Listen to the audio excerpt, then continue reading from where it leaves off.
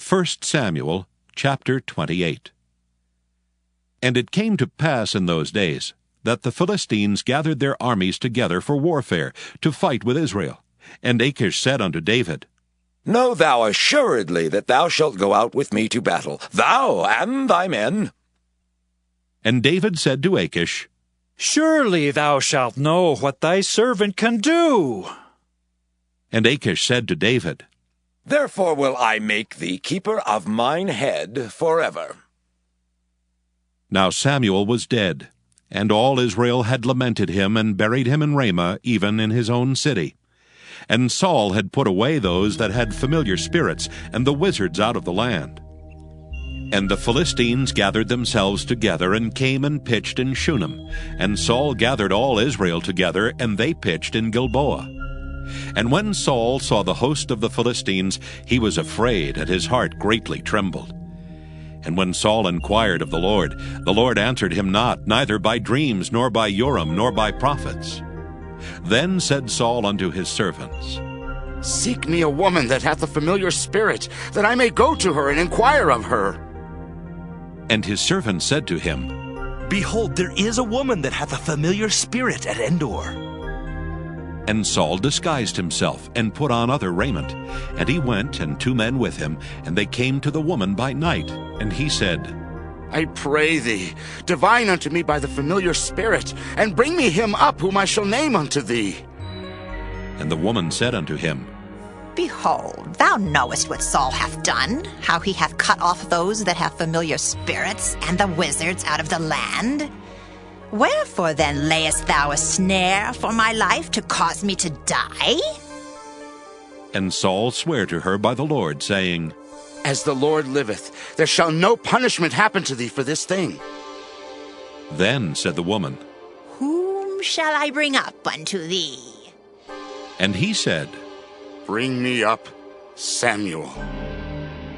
And when the woman saw Samuel, she cried with a loud voice. And the woman spake to Saul, saying, Why hast thou deceived me? For thou art Saul. And the king said unto her, Be not afraid, for what sawest thou?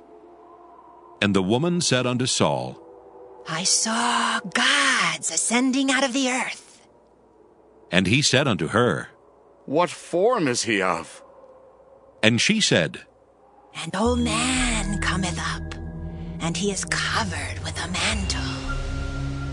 And Saul perceived that it was Samuel, and he stooped with his face to the ground, and bowed himself. And Samuel said to Saul, Why hast thou disquieted me to bring me up? And Saul answered, I am sore distressed, for the Philistines make war against me, and God is departed from me, and answereth me no more, neither by prophets nor by dreams. Therefore I have called thee, that thou mayest make known unto me what I shall do. Then said Samuel, Wherefore then dost thou ask of me, seeing the Lord is departed from thee, and is become thine enemy? And the Lord hath done to him as he spake by me. For the Lord hath rent the kingdom out of thine hand, and given it to thy neighbor, even to David.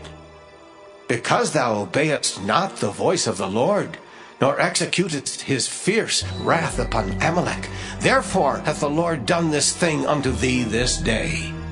Moreover, the Lord will also deliver Israel with thee into the hand of the Philistines, and tomorrow shalt thou and thy sons be with me. The Lord also shall deliver the host of Israel into the hand of the Philistines. Then Saul fell straightway all along on the earth, and was sore afraid because of the words of Samuel. And there was no strength in him, for he had eaten no bread all the day, nor all the night.